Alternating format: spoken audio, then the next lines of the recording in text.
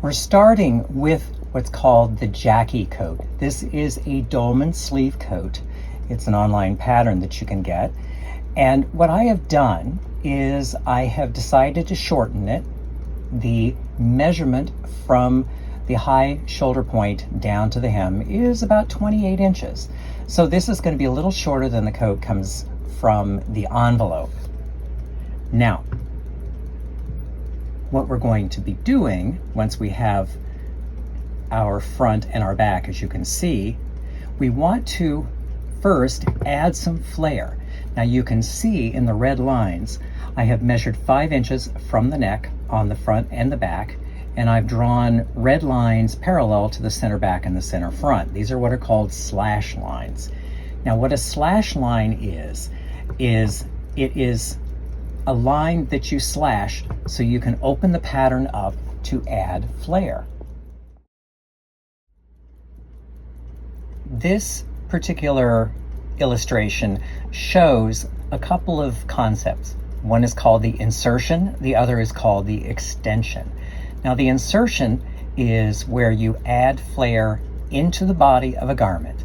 So the red lines that we drew in the last step, we're going to cut from the hem up to the shoulder, and we will spread by 3 inches both the front and the back. So that is inserted into the body of the pattern.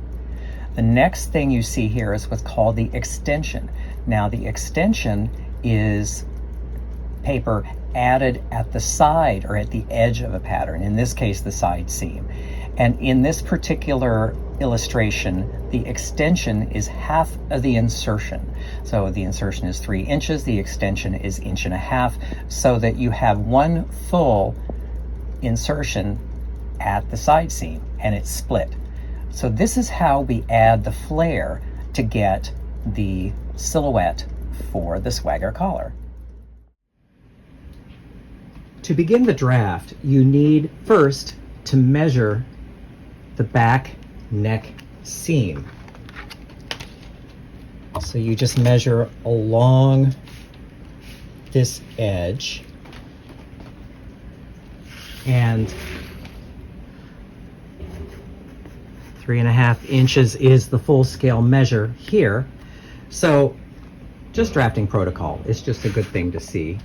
I like to measure, and you write it and you circle it, then you never have to measure it again. So we have this number here, which is going to be useful when we start drafting the collar on the front. As you can see here, I started at the high neck point on the shoulder, and I drew a straight line down to the hem. Now this is what we call the V neckline. That is going to be the reference that we're going to be using to draft the collar. To begin drafting the collar, we're going to extend the V neckline up by the back neck measure, and then we're going to measure perpendicular from there. Zoom in, here we are. So this is the back neck measure.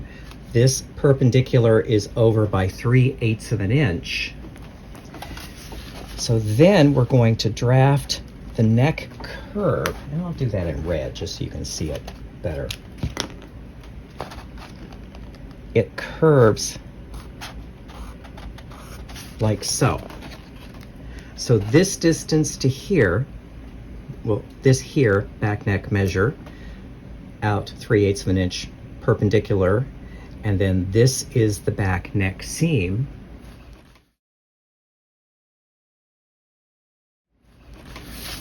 And to get the center back on the collar, you're going to reference the red line, not the pencil line, the red line, and we're going to draft that up.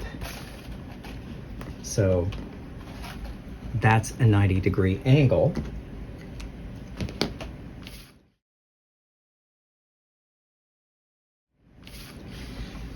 From here, we're going to draw a line 3 inches parallel to the neck seam. So this then is the beginning of the collar edge on the back part of the body. Next, we're going to draft the shape of the lapel. This illustration is what I sent to Threads magazine to illustrate the article. So it may not be very polished, but it has the information you need. What I have done here is I have marked out plot points in pencil. So let's see, let me zoom in here. So here, this is point A, this is point D. This distance is ½ inch. What this represents is the collar edge falling over the neck seam. You want the collar edge to hide the neck seam in the actual garment. So then moving down from here to here is 18 inches. From here to here is 15 inches, 4.5 inches here. So this is 5 inches and 6 inches. You can vary this, but I will, in the handout, I will attach a printout like so of the numbers so that you know. So when you're drafting a collar, any kind of collar, what you want to do is you want to draft it all onto the body. Then you get to see where it falls in relation to the garment. So here is going to be the shape of the lapel, and this portion here is the pocket. Next, we want to determine the roll line. To find the upper end of the roll line, what we want to do is extend the shoulder line this way, and then we want to find a midpoint between D and the edge of the paper. Now, the easiest way to do that really is just to fold. There we are. So you're going to lay the collar edge. So what I did is I laid the collar edge to here, and you can see there's a crease. That point where these two intersect, that's the upper end of the roll line.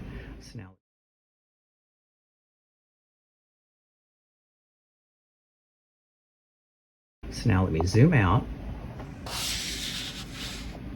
because what we're going to do is connect this upper end down to here with another color of ink.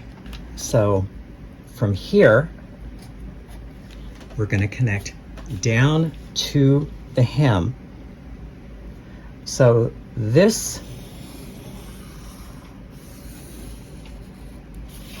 the blue line is going to be our roll line. Let me just give you a better look here.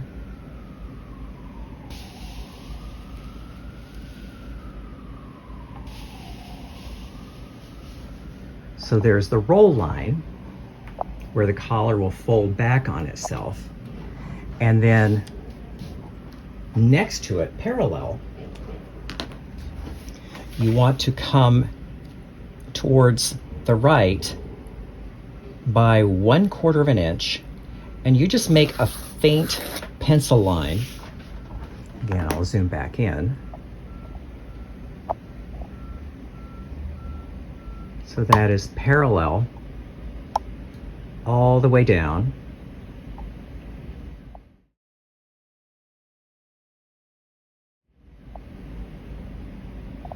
So where we're going with this, we're going to fold the paper along the pencil line. We're going to fold this back. Sorry about that. And then we will trace all of this off. and it will show up over here. And then that's how we get this shape over here. So what I will do is go off camera and fold the paper and bring it back.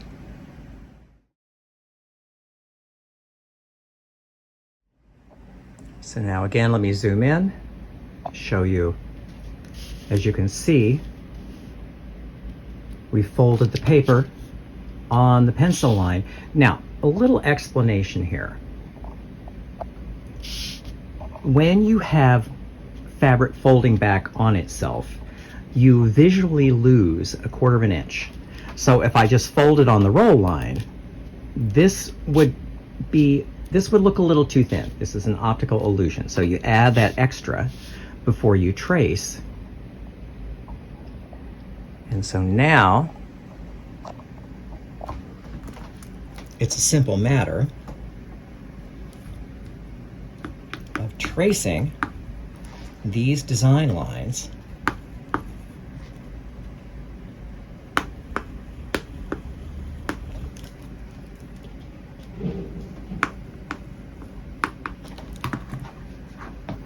and after you've traced them, I'm just going to hold this up so you can see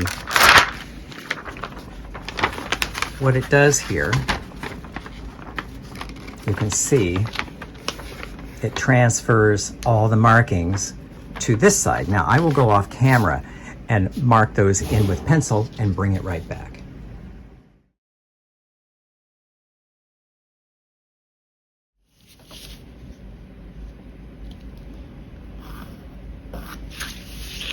Okay, so let me zoom out a little bit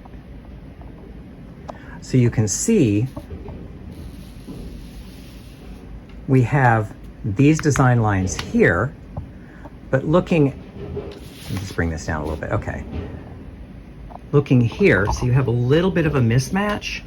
And so this is just one of those cases where you just use your eye and you just blend it slightly. Then that line goes away. So let me just, so as you can see, that then is how you transfer the design to your lapel shape. This works for any of what are called the all-in-one collars. So what I will do then is go off camera and erase this 1/4 inch line because it's no longer needed, and I will bring everything back for the next steps. Next, we want to determine the seam line for the facing so that we can draft off a lining front and we can draft off a facing. So at the neck, there we are. This is 1.5 to 2 inches there. And then at the hem,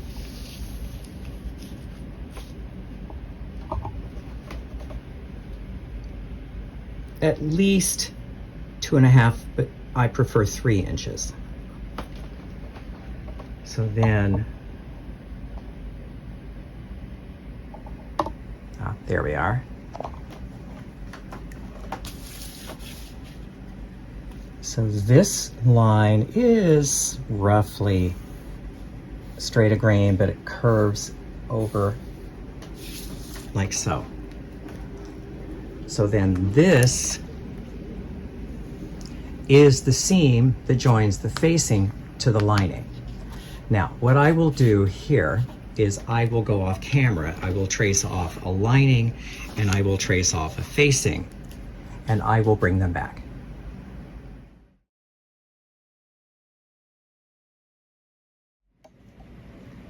One more detail before you trace. You measure in 3.5 inches. This in the illustrations is called point X. This is going to be a really important point later. I traced off from here, along here, over to here, up and over, down, and this shape to here, to here. Also, I traced off the roll line, the blue line here, because we need that for later.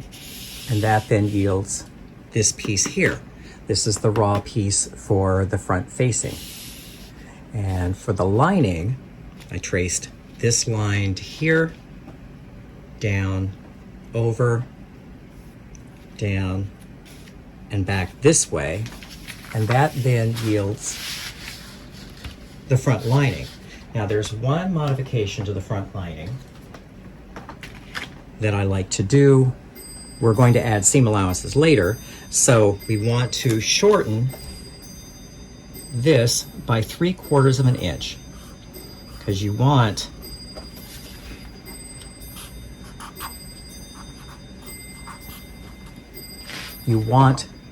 the lining to be slightly shorter than the body so it doesn't hang out from underneath.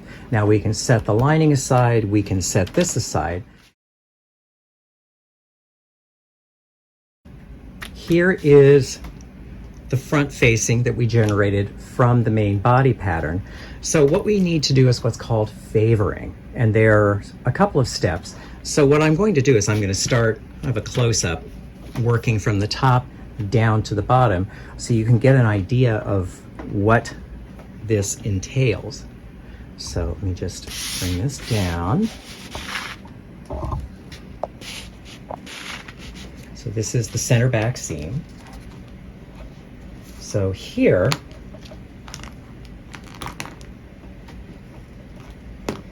we want to extend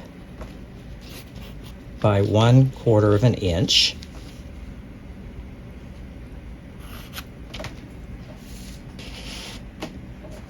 So that's extended 1/4 of an inch. And then along this edge, we add 1/8 of an inch.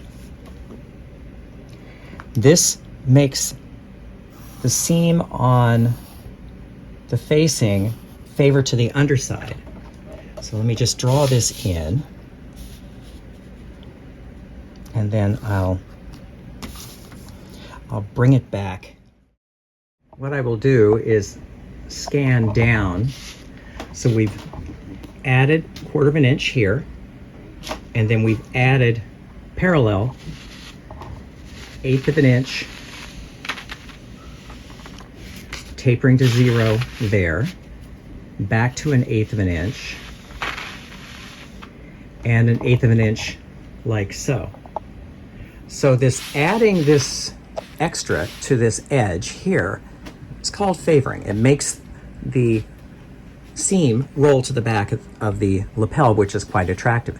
Now, there's one other thing that I call adjusting for the turn of cloth. And so for that, what we want to do here, I'm just going to mark along the roll line, and that's why you want to mark the roll line on the facing, and then I'm going to end up roughly parallel to the next seam. So this will be a cut line. So this cut line, what this looks like, let's trim that off there. We're going to cut along the red line and then over like so. Because what we'll do here is we're going to spread, and we're going to add in paper. See, the turn of cloth here, that's what it's called. Turn of cloth is either 1/4 of an inch or 3/8 of an inch. If it's a thinner fabric, 1/4 of an inch will do you fine, but if it's a heavier fabric like a tweed, you want to add 3/8. So I'm going to add 1/4 of an inch here. So you want to draw a line parallel down here. Up here doesn't matter, but parallel 1/4 of an inch.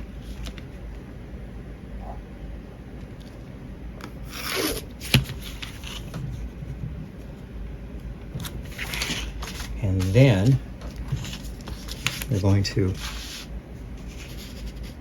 lay this. And so you can see we have added the Tournicloth exactly where we need it, which is the roll line, because the roll line will eat up some extra fabric. So we have that all taped in. And then if you need to, you can come back in here and redraft your center back line. So now you notice you do not add any favoring along the bottom edge, not necessary. So now let me just zoom in so you can get a good look at what we've done here. So there's the turn of cloth, as you can see, and the favoring.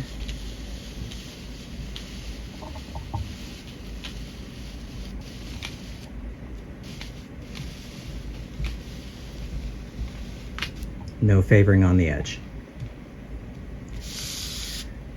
So the next step is going to be adding seam allowances, and I will show you on the main body the important seam allowance you need to add, and then we will add seam allowances to everything else.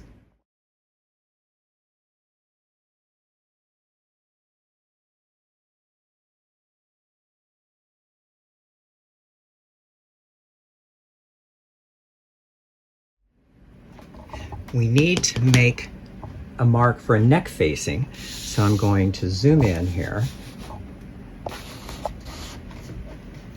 And so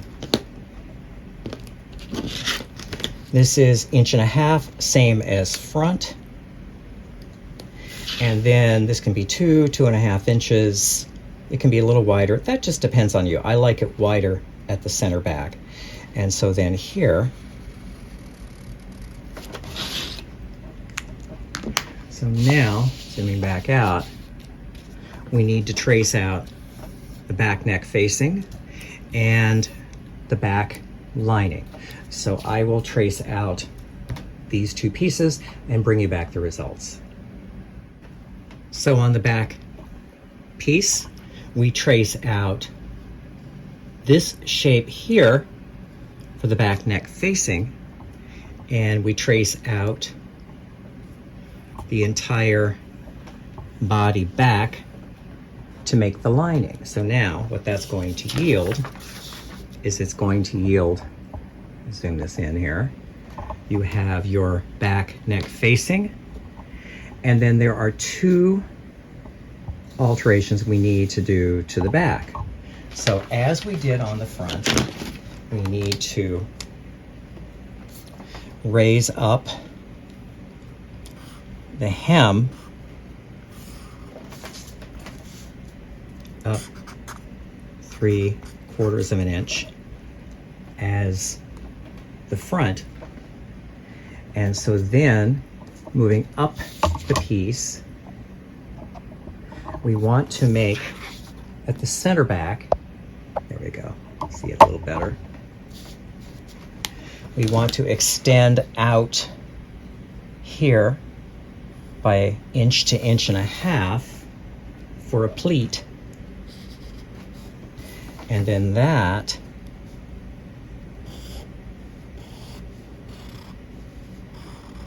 turns into a seam. So what this does is that gives you a pleat at the shoulder blades for a little more wearing ease. So now we have our back pieces ready to go. On all the body seams, this cuff here, that's dependent on where your turn is, but you can give 1.5 inches there, but 5/8, 5/8, 5/8, 5/8 down to here, and 5/8 down to the hem. But the important thing you need to see here is you can see here 5/8 to here. Now we need to jog the hem allowance.